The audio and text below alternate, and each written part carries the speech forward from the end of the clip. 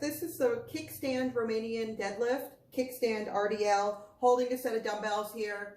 What you want to do, I will show you a traditional Romanian deadlift first. So what you want to do is stand with your feet just about hip width apart, feet just under the hips. Keep the chin tucked, dumbbells down by the side, squeeze the glutes. This is a traditional Romanian deadlift. From there, you're going to push the hips back, squeeze back up. Push the hips back and lower, slight pause at the bottom, and squeeze back up. So now we're getting into the kickstand element of it here. What the kickstand element does is it emphasizes one leg more than the other. So what you're going to do, you're going to keep one leg planted, then the other leg, just take a nice gentle step back. You're not back really far, just about foot width back. So go back about a foot or so. And then from there, you want to keep that front foot planted into the ground. Your back toe is just kind of being used for slack. You're not pushing up with it. It's just kind of there to help you balance. So it's almost just lightly touching the ground. The majority of your weight should be in the front foot. That's what you want to think. Weight through the front heel.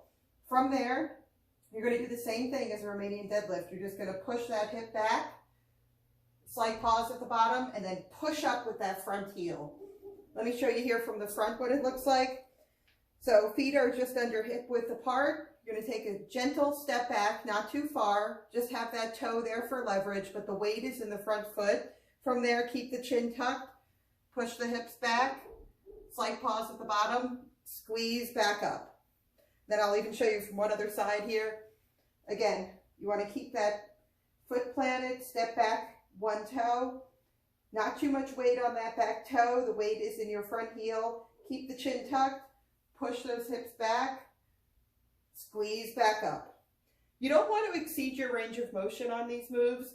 So if you start to go back, if you start to feel yourself having to round down and round your lower back to get down lower, you don't need to get down that low. Just go to where you're able to keep a nice flat back.